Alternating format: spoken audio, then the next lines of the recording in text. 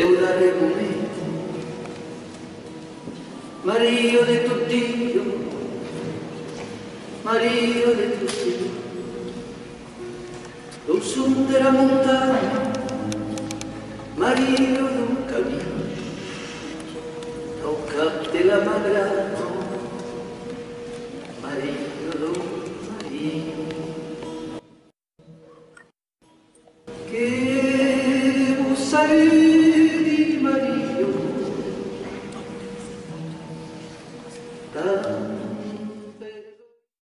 Déjà, Père Richard, je vous remercie de m'accueillir ce matin à votre église, à la sacristie, puisque vous préparez dans 2 jours la célébration de la messe du 15 août, donc à Sainte-Marie, l'Assomption, et j'aurais aimé m'entretenir quelques temps avec vous pour, dans un premier temps, me parler de Marie. Alors Marie, dans la tradition chrétienne, c'est avant tout la mère de Jésus. La mère de Jésus, donc qui lui donne naissance de manière assez particulière, de manière, on va dire, miraculeuse, puisqu'il n'y a pas de père humain, c'est Dieu qui est le Père, l'Esprit Saint. Et donc, comme Jésus, dans cette grande tradition de l'Église, est le Fils de Dieu, c'est-à-dire qu'il est lui-même Dieu, Marie devient mère de Jésus et mère de Dieu. Voilà. C'est tout le combat, toutes les discussions au début de l'ère chrétienne, dans ce qu'on appelle l'Antiquité chrétienne. Ça va être tout le combat de savoir, est-ce que Marie est mère de Dieu? Et puis pour le coup, ça ne fait pas de Marie une déesse, ça ne fait pas de Marie un être miraculeux. Ça fait de Marie un être humain, complet, intégralement humain, avec une âme, un corps humain, et qui a une vie humaine. Elle est née, et puis elle partira. Et le 15 août, en fait, c'est cela. C'est cette idée que Marie est le premier être humain, en fait, à monter au ciel. En dehors, bien sûr, de Jésus, mais qui lui est Dieu. Donc, c'est moins choquant.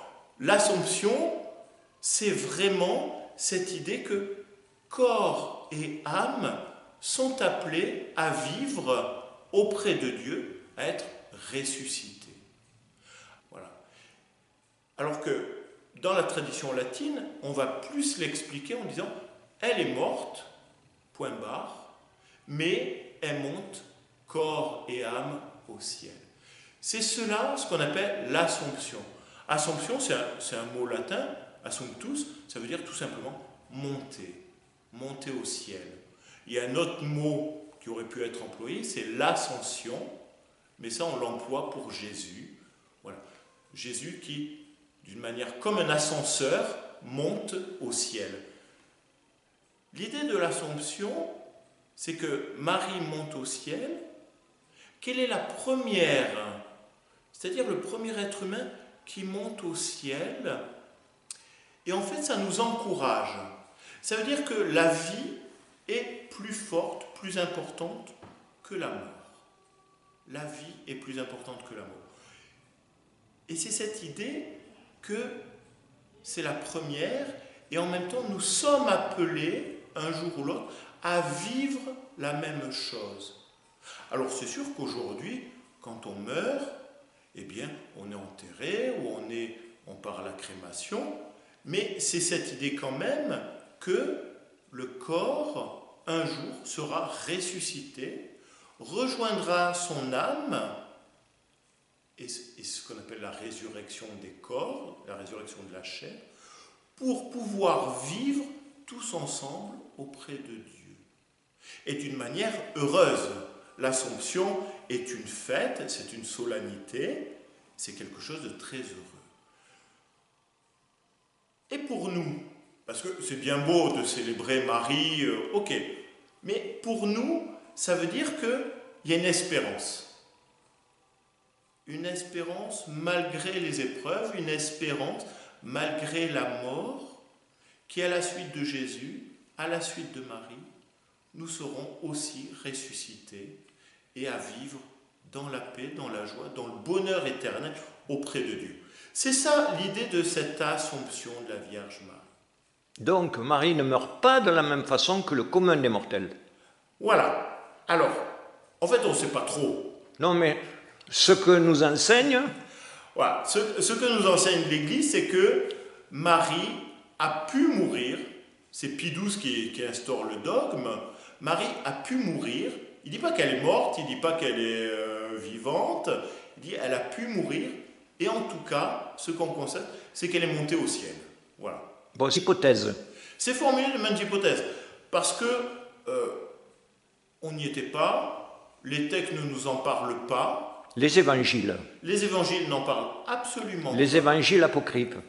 Alors, les évangiles apocryphes, ils parlent de cette dormition, de cette translation, parce que, en fait, le mot dormition, c'est un mot grec, et en latin, on le traduit par translatus, donc cette transition, cette translation du corps jusqu'au ciel.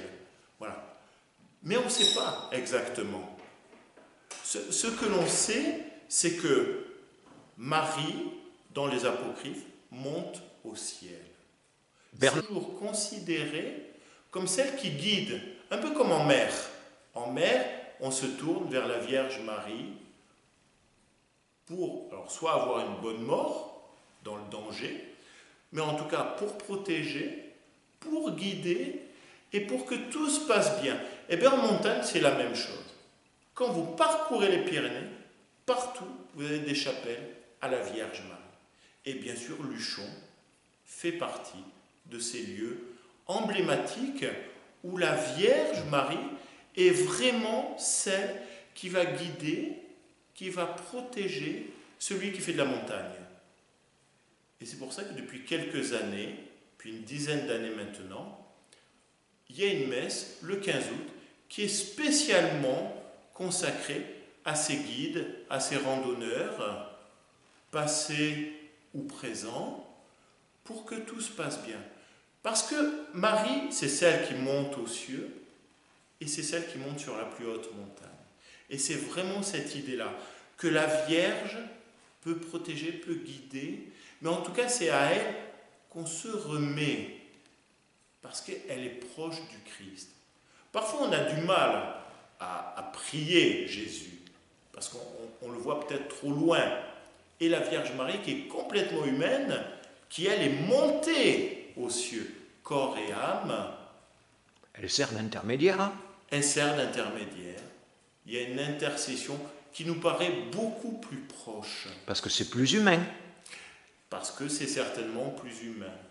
Mais si elle intercède pour nous, elle intercède auprès de son Fils, Jésus, qui lui est en même temps homme et Dieu, complètement homme, complètement Dieu, et c'est par lui que la grâce passe. Mais dans la Vierge Marie, on a toujours cette image que c'est la protectrice, qu'elle nous prend sous son grand manteau blanc, comme on monte en montagne dans la neige. En plus, c'est une mère, c'est une mère. protectrice, Voilà. avec toutes les qualités que ça suscite. Tout à fait, tout à fait. On a toujours référence à la mère. Voilà, c'est la mère. On dit aujourd'hui Marie, mère de Jésus, mère de Dieu, mère des hommes, mère de l'Église, mère de l'humanité. Voilà. Marie est vraiment celle qui est la mère. Et donc, une mère, qu'est-ce qu'elle fait? Protège. Elle protège ses enfants. Dans la célébration de la messe, qui va avoir lieu dans 2 jours, donc organisée, si le temps le permet, au kiosque sur l'esplanade des Thermes. Donc vous allez célébrer cette messe en public, en extérieur, et en même temps, vous avez vocation, puisqu'on a dit que c'était pratiquement l'unique cité où l'on faisait une messe pour les guides. Est-ce que vous pouvez m'expliquer en fait cette célébration et la bénédiction des piolets? Alors, c'est vrai qu'il est rare de voir, même dans les Pyrénées, même dans toutes les autres montagnes en France, il est rare de voir cette messe qui à Luchon aura lieu au Quinconce, en face des Thermes, et elle a lieu là depuis les années 60. Elle a lieu là, alors pour honorer la Vierge Marie, mais avec cette particularité que à Luchon, comme à Chamonix, et un ou deux autres lieux, mais vraiment pas plus, voilà, c'est cette idée que les guides de haute montagne, qu'ils soient anciens du PGHM, qu'ils soient des passionnés, qu'ils soient des férus de rando, eh bien, ils soient eux aussi protégés. Alors, ça passe par cette bénédiction des piolets. C'est très intéressant, parce que justement, le piolet, même si on ne s'en sert pas tous les jours, et heureusement, c'est ce qui permet de monter en ascension.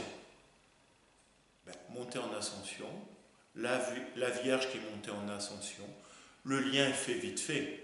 C'est la Vierge Marie qui est là pour protéger, pour guider ses guides, ceux qui vont risquer leur vie pour d'autres, pour que tout se passe bien. Voilà. Père Richard, je vous remercie très sincèrement, humblement, intensément, merci Christian, pour tous les mots que vous avez su nous dire, pour les fidèles, pour les croyants, les non-croyants qui vont assister dans 2 jours à cette célébration, voilà. En vous souhaitant une bonne fête, une bonne cérémonie. Merci encore à vous. Merci Christian et à très bientôt.